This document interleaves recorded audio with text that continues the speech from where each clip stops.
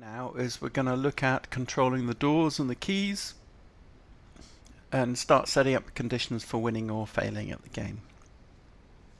What I've got is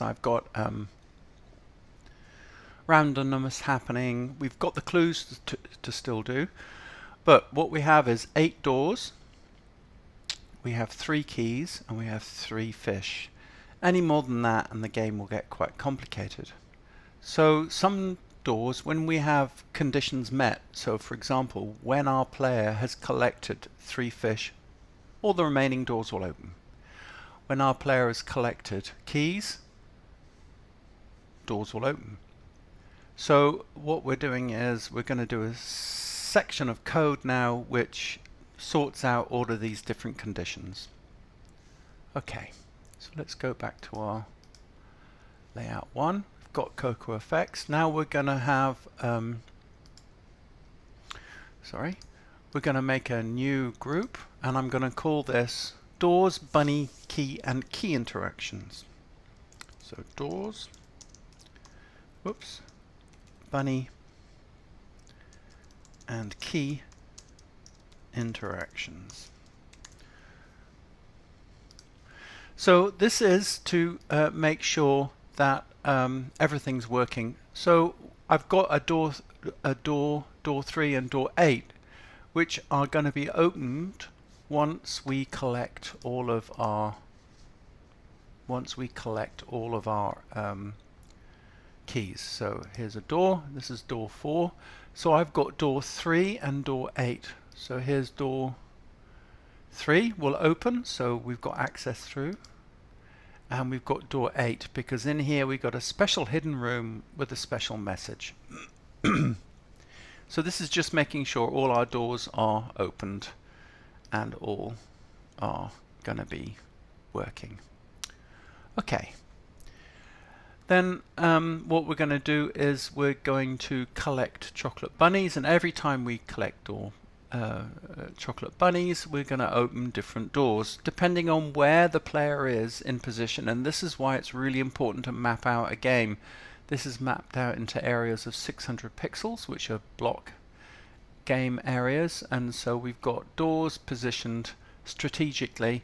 So the whole idea is for our player to make a few circuits and try and get our player to use all of our game area. This is a bit of a fallow area, but it's on the bottom right hand side, so it's not that important. This is relatively fallow, and this is okay. This is relatively fallow. The rest of the time, because of the way I've got the doors and the keys and the fish arranged, then I've got our player to explore every part of the map, which is quite important, especially if we've built the map. Okay. So let's get back to our coding now, and we want to set a few events up. So first of all, when we've got the number of bunny hits, so the number of chocolate fish which we've collected, I don't know why I call it bunny hit. It might be because I did a different version of this game and I didn't change the global number. So yeah, so this is probably for the number of chocolate fish, but anyway, we'll add an event system compare variable when bunny hit is equal to 3. I can change this. I can change this to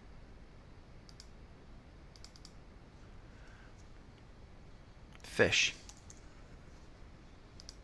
and it changes everything. So when fish collected equals 3,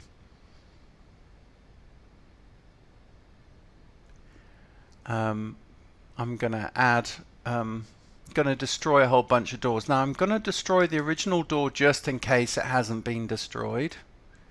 So destroy. And I'm going to destroy door 3 and 8 because that's the secret room. So system, in fact I'm going to do it this way.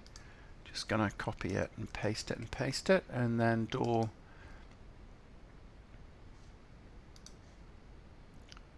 3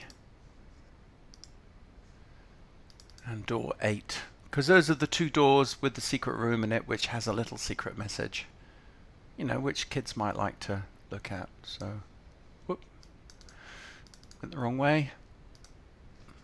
Door 8. Okay. So then, and we can add a little comment to this. So I might say,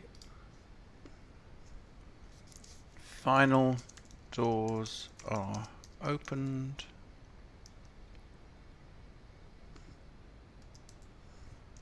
when the last key of 3 is collected. We'll put that up here. Okay. And then now we want the player interacting with our chocolate fish. And it's adding 1 to our fish interactions. Sorry about that. So this is actually, let's change this to fish. I had a chocolate bunny, and I prefer the chocolate fish because it's more New Zealand. We've got to keep it. We've got to keep culturally with New Zealand. Okay, so and that's why these fish are called bunnies. I could actually change the name of these.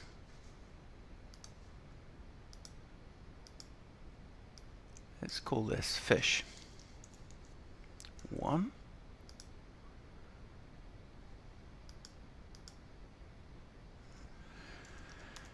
Fish 2. I hope this hasn't ruined my coding. I don't think so.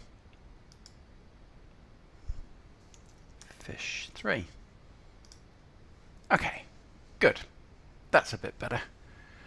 Okay. So, I'm going to add an event to when the player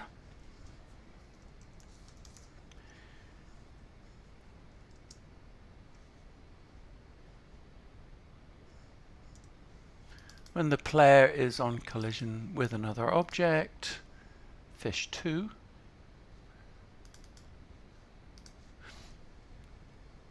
we're going to play a comedic bong. So we're going to play a sound. So audio, play comedic bong, and that's going to be not looping, but we're gonna, we'll keep that the volume okay. And then we're going to destroy the fish. So add action,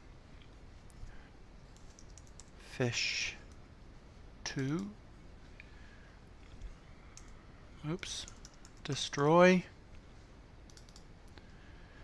and then we're going to add 1 so we can get these things. So we're going to sort of add 2 fish. Okay, so 1 to fish, so we're getting up to the finishing conditions. And then we're going to give 10 seconds extra for finding the fish. So system, add 2, 10 seconds. And then we're going to have door 6, which is next to fish 2 flash. So door 6, start. We haven't got a flash. Let's have a look. Have we got flash? Yes, here we go. Flash for 0.1 for 1 second, 0.1 on off for 1 second. Then we're going to wait.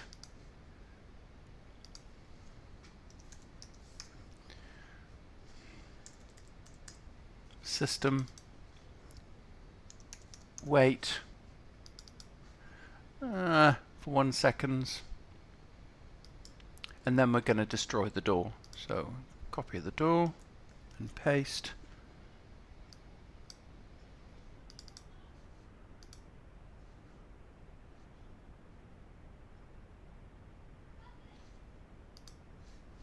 Door 6, destroy. All done.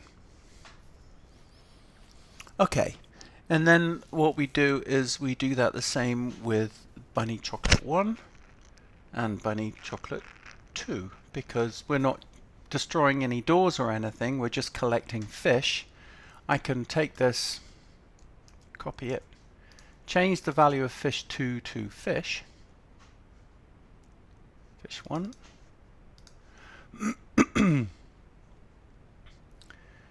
and then all we're doing is we are getting rid of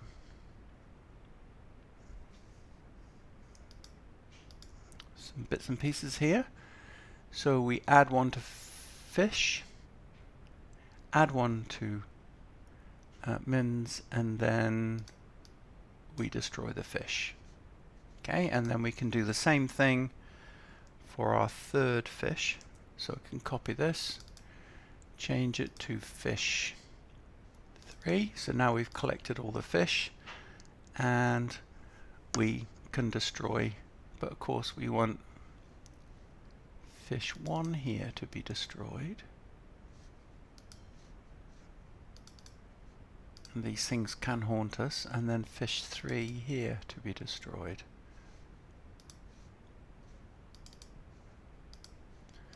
Okay, that's cool. So these are all done, and we haven't got any text in here, so that's the next section done.